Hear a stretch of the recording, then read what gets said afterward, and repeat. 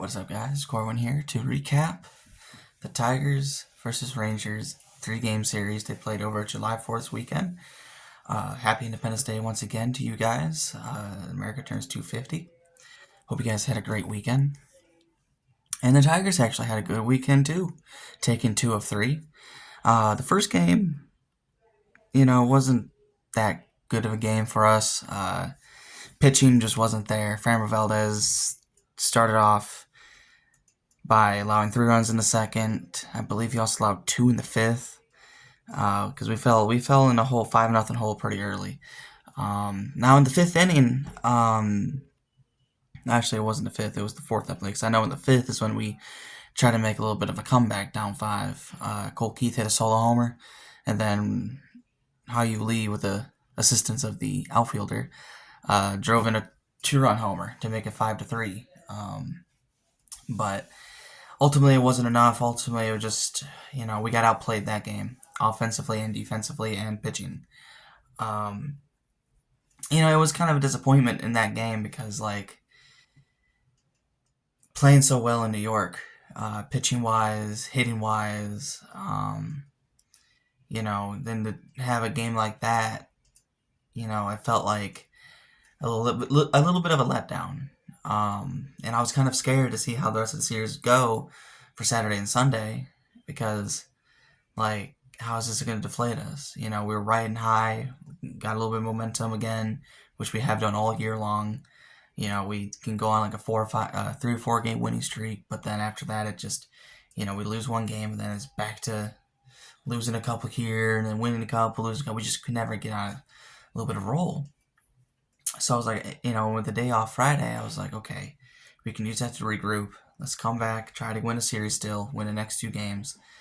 And, but in that game, and I said it before in the reaction video, I still believe Beau Brieske should have finished the 7th inning in Game 1. And I know he allowed that homer to make it 6-3, but he got the 2 outs pretty quickly in the 7th. I felt like I could have gotten that third guy out. Instead, they go to Somers, and obviously that's when the carousel runs for the Texas Rangers went about in that 7th inning, and ultimately costing us the game.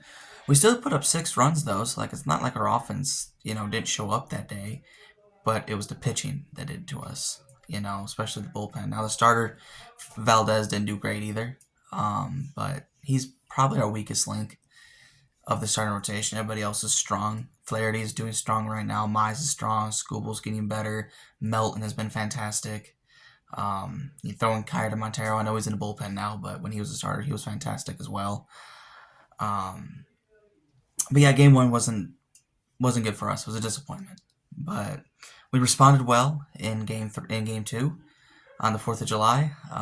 Jack Flaherty goes out there and pitches really a strong outing. 5 2/3, I believe. I don't think he finished the inning, but 5 2/3, no runs. I think he only allowed 2 hits. Didn't walk anybody. He just a really good day. Back to back, really good outings from Jack Flaherty. Scoreless outings. And as I said before, if we can get that 2024 Jack Flaherty, because that's the way he's pitching his last couple of starts, and even the starts before he got hurt, he was pitching very well. And if we can get that 2024 Jack Flaherty again, that will stabilize this rotation even better with Mize and Skubal and Melton. Hopefully Valdez can figure something out for the rest of the year because, we're paying him $38 million a year, I think. I know it's 30 plus, for 3 years, and we can't keep having him to pitch like this. I mean, he needs to. I'm not saying become a Cy Young caliber player right now. I mean, obviously you're paying him that much money. You would like to see him as a Cy Young candidate, just because of how much money you're making. But shit, I'll just take a 3 ERA for the rest of the year. A 3 or less ERA. Nothing too crazy. Something just go out there and earn your keep. I mean, you got this contract. Play like you deserve this contract. That's what I hope Valdez can figure out going forward. Keep us in the ball game because he didn't keep us in the ball game in game 1. Yeah, I know we came back game within 2. We missed some opportunities on offense. I get that, but I mean Valdez put us in a hole early, and when your starter puts your team in a hole that early, it's pretty hard to recover. I'm not saying like you allow one run, you're in a hole. No, I'm talking about multiple runs. We went down 3-0 after two, and it's really hard to come back from that. I mean, I'm not saying it's not doable, it's not insurmountable, but when you start off that early, you're already down 3-0 going to the third inning, and the team that went up 3-0 has a lot of momentum. They're riding high. It's hard to snatch the momentum back, get to tie 3 runs, and then take the lead. It's kind of hard because the other team's feeling so good about themselves right now. That's why the Tigers have been so successful here recently, because they've been able to do what the Rangers did to us in Game 1. Score early. And, I know we've blown a couple of them, but for the most part, we score early. We get momentum early. Pitching does well. Offense continues to do well throughout the game, and we hang on to win because we jump on them early, we grab that momentum early, and we hang on to it. That's something the Rangers did to us in Game 1. And, that's a pretty good game plan. And that's how kind of a lot of teams try to jump on them early. But, you know, that's something that the Tigers need to continue to do. And they did that in game 2. They immediately came out with Riley Green homer, I believe, in the second. It was in the first or the second. It was pretty early. They gave us a 2-0 lead. And then, obviously, we put up another one, made it 3-0, and that ended up being the final score because our pitching, unlike in Game 1, was a very, very better outing. Way better outing. Pitching was phenomenal, especially with Jack Flaherty, but the bullpen did nice too. And then entering today, I had a chance to win the series with Casey Mize on the mound, also coming off a really good start, shutout start. He's been pitching well all season long. Overall today, Mize did okay. He got through 6 2/3. I feel like he should have gotten that last out. I feel like he should have gotten at least one more batter. But either way, Mize did really good today. I know he allowed 2 runs. He allowed a homer to Jake Burger, and then he also allowed one, I believe, in the 6th, but either the 5th or the 6th. But he may have not had his best stuff today, but because you could tell, allowing a walk here, couple base hits here, allowed a homer, and then allowed that 1 run later on in the ball game. But he still went 6 2/3 and only allowed 2 runs. That's a quality start. And if that's what he does when he's not at his best, I mean, that tells you how good of a pitcher he is and how good of a season he's been having. Offense, came to life today. Riley Green once again hits a bomb. After Jake Burger hits a homer, we respond with a 2-run homer by Riley Green. And then obviously that was the 4th inning. When we got to Kumar Rocker, he got taken out. No, it was in the 5th because Kumar Rocker didn't get through the 5th. We knocked him out in the 5th inning, and they brought in a reliever to try to get that last 2 outs, and well, we just started getting base hit here, walk here, walk here. Bad pitch to move up the runners. A good base hit here. I mean, it was fun to watch. It was fun to watch. We go up 6-1. Obviously, Casey Mize lost another run, makes it 6-2, and then Drew Sommers comes in. He does his part. He does his job. He gets that last out. And then Drew Anderson gets the 8th. He, I believe, allows another run, but he does a decent job in the 8th, and he keeps that 6-3. And I don't know about you guys, but when Kenley Jansen came in the 9th inning, and I'm like, oh boy, here we go again. Every time he goes out there, I'm like, uh-oh. I just like, come on, Kenley, just for once, save a game for us. And he did. He did phenomenal. 1, 2, 3 inning. Got some weak contact. 2 to Torkelson and 1 out to the outfield to Vierling. But all around good series. First game sucked, but we responded well for the next 2 games. And we won the series. And hey, we're 10 games below 500. I know people say, okay, why are you celebrating that? But we were 16 games below 500 entering June 1st. It's now July 5th, and we're now 10 games below 500. So we're slowly creeping back up to that 500 mark. I know we still got a long way to go, but um, and I've said it before. Let's have some faith because I feel like this team is a good team just with a bad record. Hinch said it before too. I know I said I don't want to, don't want to really defend him anymore, but I believe he's right in this instance. The Tigers are a very good team, just with a bad record. That month of May really kind of ballooned our record because of how bad it was. But I'm not making any excuses. But I mean, look at the record the Tigers have versus 500 or above teams. They're doing well against winning teams. They have a winning record. So they're very competitive. They haven't been able to close out a lot of games, but now they're starting to. They're still blowing a couple here and there, but they're starting to close out games. And if they can continue to play like this for the rest of the season, I would not be shocked if the Tigers end up, getting back into the heavy race, getting to a wild card spot. I mean, Dan Petrie said in today's, broadcast on Peacock that a 500 record, just a 500 record, 81-81, could potentially get that last wild card spot, which normally that's like, you're crazy when you say that. I thought I was crazy saying that 83-79 would get in, but with how the AL has been this year, an 81-81 record could very well get that last wild card spot. I could even see where the AL is. I could even see it below 500, not by much, maybe 2 games below 500 at worst. But the AL has been so weak this year, so don't give up on this team. There's still a lot of baseball left to be played. We have another off day tomorrow, and then we go home for 6 before the All-Star break. The Athletics are above us in the wild card standings, so that's going to be a big series. We'll play them twice this month. But I feel like we can still beat them. They're not overly powerful. They're just playing pretty competitive baseball. But, they got some bombers out there, but their pitching staff isn't, the best in the business. I feel like. And so Mize pitch today. If I remember our rotation, we'll have Skubal the first game. And then we'll have Melton, I believe. Is Melton after Skubal? Yes, because Melton got the last game of the Yankee series, and Skubal got the second. So it'll be Skubal, Melton,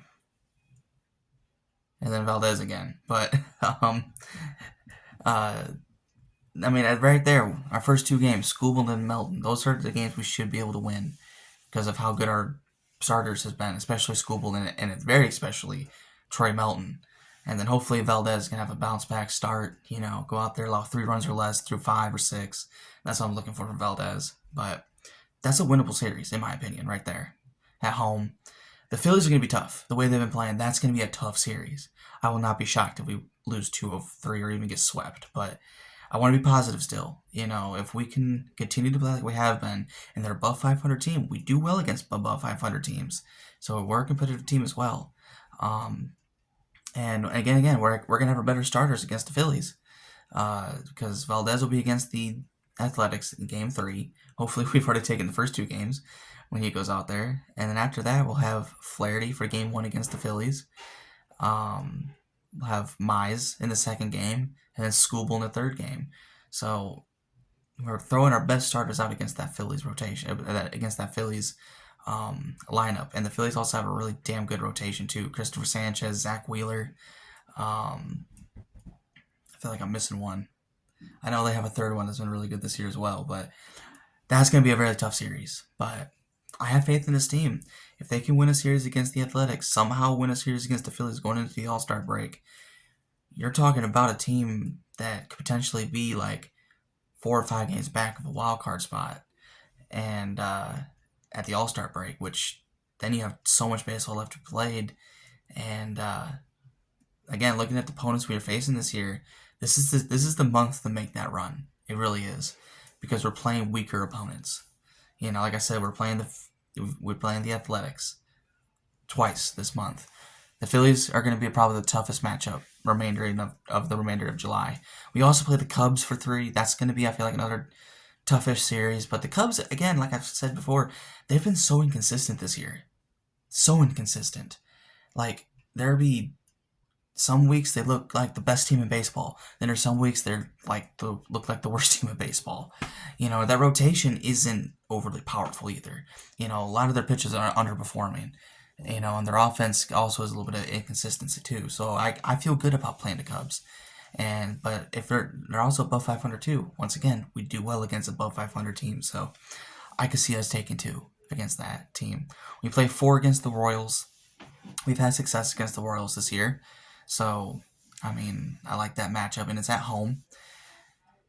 Then we also play the Baltimore Orioles for 3. Again, the Orioles are not that overly strong either. They've underperformed this year, in my opinion, but they haven't been that good of a team this year. They've showed some spurts. We played them already once this year. They have beaten us, but I feel like we're a better team now than the last time we played the Orioles. So I can see us taking 2 against the Orioles, at least 2. And obviously play the Athletics again. And then I think that's it. I think that's the rest of the opponents in July. I could be wrong.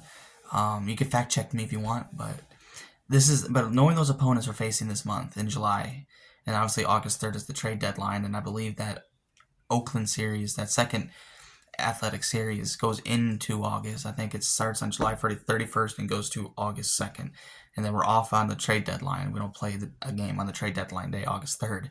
So, this is the time to make the run, right here, and hopefully they can take care of business this month and get back, 10 games below 500 right now. If we keep winning series, I don't see how we can't get into the single digits of below 500, like 8 or 9, maybe 7 if we can get a sweep. But yeah, guys, let's not give up just yet. I know it's been rough this season. I know the bullpen is a big question mark. It still is. But, hey, if Kenley Jansen could go out there now and give us what he did today for the remainder of the season, I think that will stabilize a lot of this bullpen, a lot of question marks.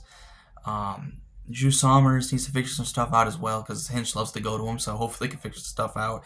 He did well today. He only had 1 batter, but he did well to get out of it. He didn't do what he did last time.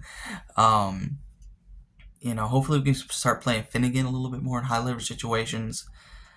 Drew Anderson, he has been better these last month and a half, if you really think about it. The way he started the season and what he's doing now, yes, he still allows some runs, but overall I think he's pitching a little bit better now than he did 2 months ago. So, we just need that bullpen to stabilize. If we can get our bullpen to stabilize and maybe grab an arm or 2 at the deadline if we're buyers. Brecker's going to tell the tale once we get to August 3rd, but that's just going to help the team tremendously because the starting pitching is strong. Outside of Valdez, I feel like we have one of the better rotations in baseball. Very strong. Offense is starting to click. It has clicked the last 2 weeks, and hopefully they can continue that. But yeah, just that bullpen. That's the biggest question mark. It has been the last month and a half, and we've lost so many games because of our bullpen. Whether it's blown saves or, leading in the 8th inning and blowing the lead in the 8th or the 7th and, not recovering. But, hey, we got a good series win here in Texas. It wasn't pretty, like I said, losing that first game like that, but we bounced back with 2 very big wins on Saturday and Sunday. And hopefully we can continue on Tuesday when we start playing against the Athletics. But like I said, guys, let's not give up. A lot of baseball left to be played. Let's keep cheering this team on and see if we can find a way to, just keep playing. All right, guys, if you enjoy this, please give a like. Comment down below your thoughts about the Tigers so far. And if you guys think the Tigers can turn it around or if they won't, what would you like to see from the Tigers? And subscribe. And yeah, and hopefully soon here I'll be able to start doing some Xbox gameplay. I got my headset coming, so I should be able to start doing that. I'm going to do a Tigers franchise. I'm going to take control of the Tigers myself and see if I can get us a World Series a little sooner than Scott Harris has. And then obviously next week I'm also going to be able to start playing NCAA 27. And I will probably do a Dynasty with Michigan because that's my favorite team. Who knows? I might try to do another one. Who knows? But I'm going to start doing some Xbox gameplay. Same thing with Madden. I'm going to do a franchise. Probably with my Lions, just because it's been a minute since I've played all these teams. I want to use my teams, but who knows? And let me know what you want to see about that as well. MLB The Show, whether it's NCAA, Madden. I also have PGA Tour 2K, 25. Just let me know what you guys want to see. All right, guys. Don't forget to like, subscribe, and I'll see y'all on Tuesday. Go Tigers.